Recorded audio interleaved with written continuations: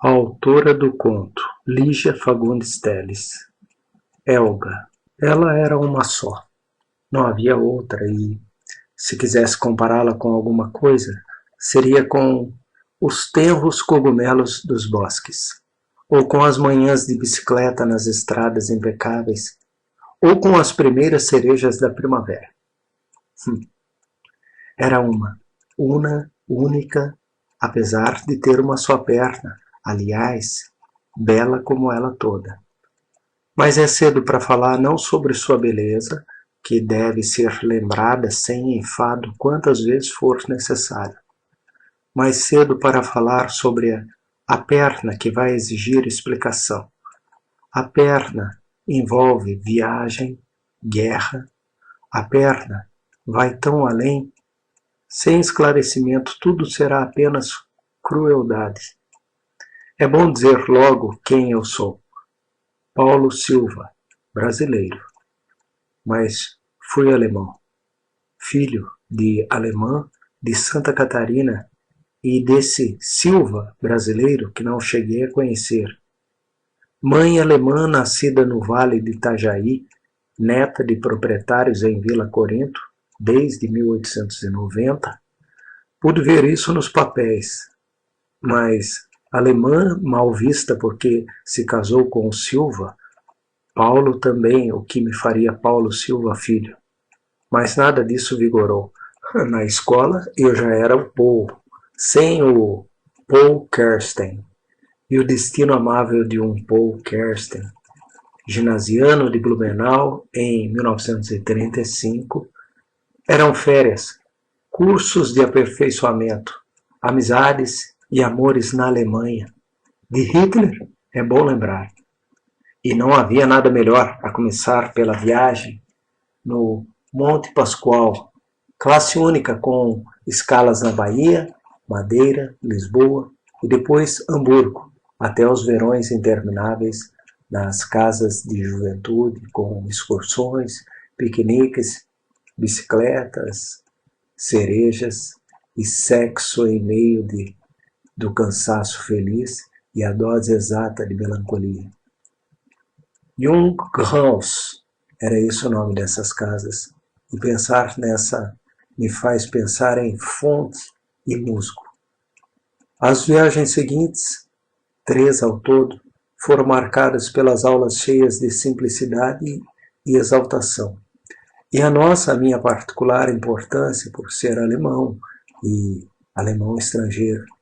Esportes, treinos, o aço das metralhadoras sem carga, esgotado no peito banhado de suor, as bandeiras apoiadas no ombro no desfile diante de Hitler e Mussolini no estádio de Berlim, os alemães da América do Sul marchando logo atrás dos países sudetos e antes mesmo dos alemães da América do Norte.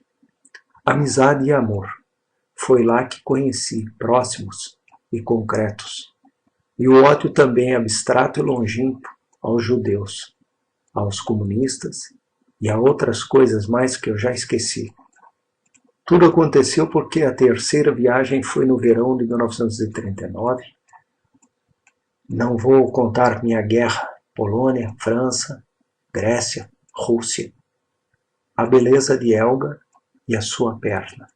Confesso que durante muito tempo não sei em qual, pensei mais se na que tinha ou se na que perdera.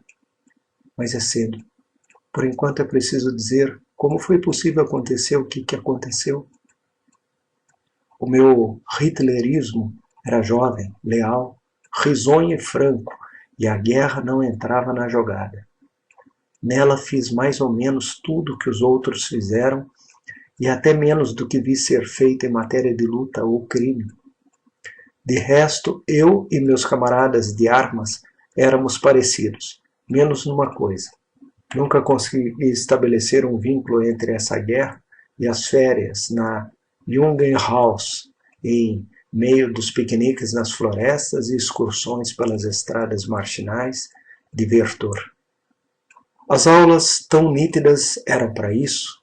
A palavra Unerbittlich significava mesmo implacável e era para valer.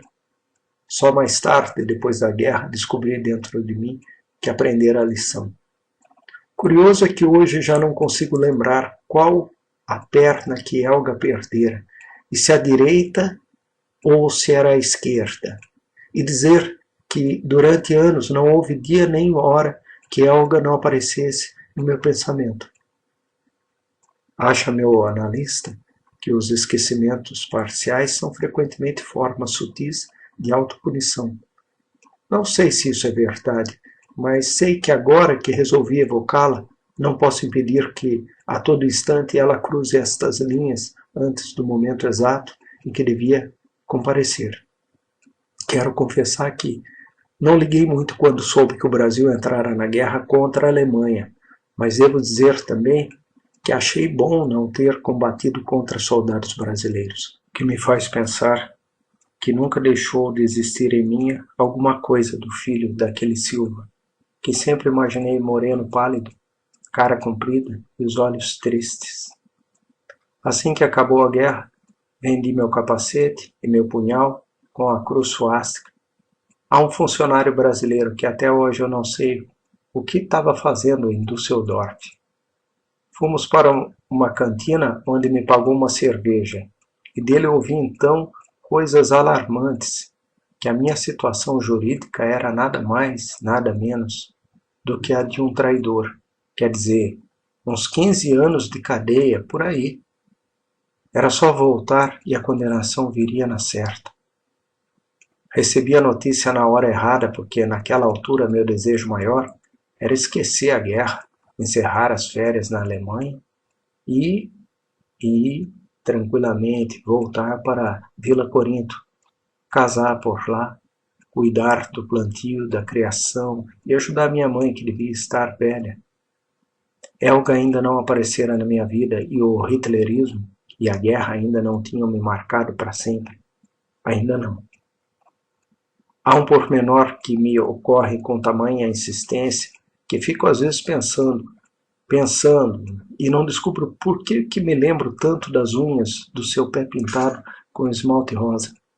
Não sei qual perna lhe restara, mas revejo seu pé, só o pé com as unhas pintadas.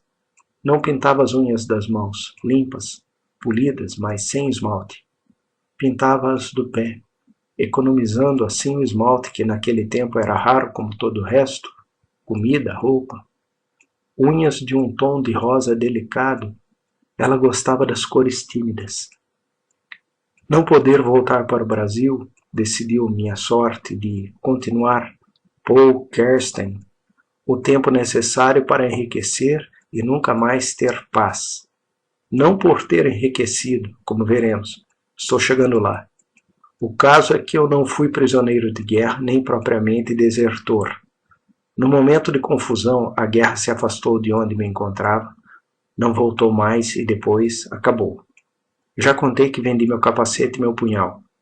Arranjei em seguida outros punhais e capacetes que vendia para jovens recrutas americanos que chegaram demasiado tarde e doidos por levarem qualquer souvenir desse tipo. O pequeno comércio de troféus ampliou-se para cigarros, chocolates, leite em pó e outras latarias, mas tudo muito reduzido. Basta dizer que na intendência americana, meu sócio mais qualificado era apenas sargento, o que me mostra bem a modéstia do negócio. Naquela improvisação de vida ao Deus dará, o tempo perdeu a medida e hoje não sou mesmo capaz de lembrar quando exatamente conheci Helga. Só sei que sua beleza me surgiu inicialmente da cintura para cima, atrás do balcão da farmácia. Se assim podemos chamar aquele casebre de madeira enegrecida, toscamente erguido no meio das ruínas do sudeste industrial de Düsseldorf. Sua beleza foi sua beleza o que me iniciou, me impressionou. Depois seu recado, sua doçura naquele mundo de fim do mundo. Passando pela farmácia não houve vez que não a visse ereta e séria, vendendo aspirina e as tais latinhas de pomada fabricada pelo pai, o velho Wolf, um verdadeiro caco aos 40 anos, andando quilômetros em busca de mercadoria, vidrinhos de iodo e alguns metros de gás. Foi o velho quem primeiro me falou da penicilina e do quanto um negócio desses poderia render. Até então eu vendia para a Helga algumas latas de leite em pó e de veneno para rato. Também me lembro muito de um outro pormenor. A lata de leite tinha uma risonha vaquinha no rótulo e a outra tinha um rato negro morto e pendurado pelo rabo por um longo fio. Quero ser verdadeiro quando digo que eu não me importei ao ver meu lucro diminuindo devido à perda de tempo em vender-lhe as ninharias que podia comprar. O prazer de vê-la era tão grande que me sentia compensado quando ouvia sua voz calma, harmoniosa, como os seus gestos, por sinal, eram raros. Não procurava então a mulher. Durante meses, a caça, a comida utilizava quase toda a imaginação e energia de que sou capaz. Qualquer preocupação com mulher se dissipava nessa caça. Foi só numa segunda fase que relacionei a beleza de Helga com o desejo. Já sabia então da sua perna. Ela mesma me contou quando recusou-se a me acompanhar a um local de danças, improvisado nos escombros do museu. Fiz o convite quando fui cedo à farmácia. Soubera das danças e não vi melhor oportunidade para sair com ela. Estava, como sempre, de trás do balcão, mas assim que lhe falei em dançarmos, teve um movimento de fuga, enquanto uma nuvem preta pareceu baixar sobre seu rosto tão limpo. Mas logo espantou a nuvem e sorriu quase natural quando confessou que não podia dançar as valsas que lá tocava. Tinha uma perna só. Aquela noite pensei muito na mutilação de Helga. Mutilação antiga, pois ela perdera a perna e o resto da família, menos o pai, no primeiro bombardeio de Hamburgo. Na mesma ocasião, o velho Wolf perdera também a farmácia. A primeira, pois a segunda e a terceira foram destruídas em Düsseldorf. Ainda era rico depois da tragédia de Hamburgo, e a prova disso é que montou em seguida mais essas duas farmácias. Outra prova de que tivera dinheiro foi a magnífica perna ortopédica que comprou para a filha, daquelas que durante a guerra eram reservadas para heróis excepcionais, membros graúdos do Partido Nacional Socialista, ou oficiais superiores. Fora desse tipo de gente, só os muito ricos podiam comprar uma perna igual. Não pude então deixar de sentir um certo espanto quando eu vi Helga sair andando de trás do balcão, mancando um pouco, até certo, mas discretamente, com uma lentidão que combinava até com o seu feitio. Imaginara plantada numa perna só, apoiada em muletas ou numa bengala, dando saltos penosos, e cheguei a dizer-lhe que num vestido de noite ninguém notaria a perna artificial. Ela então baixou os grandes olhos claros. No dia seguinte era domingo e Helga concordou em sair comigo. Eu podia emprestar o jipe do sargento americano, mas a tarde estava tão agradável que ela preferiu que fôssemos mesmo a pé. A noite era uma noite estrelada. Jantamos, ela, o pai e eu, uma lata de rosbife e outra de milho, que desviei do meu comércio. Senti-me generoso, bom. Foi aí que o velho Wolf me falou da penicilina. Na cara devastada do farmacêutico, vi como seus olhos azuis, iguais aos da filha, coruscavam de entusiasmo ao imaginar o negócio. Ele tinha um cálculo fácil e claramente demonstrou que 3 meses de tráfico de penicilina eram o suficiente para juntar uma pequena fortuna. Havia apenas 2 problemas a enfrentar. Primeiro era o risco, mas não tão grande assim. Na pior das hipóteses, um par de anos na cadeia, se tanto. A segunda dificuldade é maior. Era a mesma de qualquer negócio, capital inicial. E para tudo uma condição indispensável, a rapidez. Esses grandes negócios só funcionariam durante uns 6 meses, no máximo. Depois, a eficiência combinada de americanos, russos e dos próprios alemães iria pôr tudo nos eixos e qualquer empreendimento se tornaria rotineiro, lento. Com os ingleses nem pensar. A coisa do lado de cá tinha que ser feita mesmo com os americanos, e sem demora. O velho se ramificava em considerações, mas minha atenção se concentrava em Helga, a doce Helga, que eu já beijara naquela tarde. Foi então meio distraidamente que ouvi o que ele disse. Pois sim, naquela noite e no dia seguinte não pensei em outra coisa. Pedi pormenores e ele me falou num certo major médico. Chegamos até a procurar o homem, mas ele fora transferido para Hamburgo. E o capital? Vi o velho diariamente e ficávamos falando. E o capital? Foram dias de tanta inquietação, a tal ponto que fiquei seduzido pela ideia que meu pequeno comércio começou a declinar. Vi o velho e vi a Helga. Com ela também falava demais, e de repente falei em casamento. Como é difícil reconstituir os acontecimentos.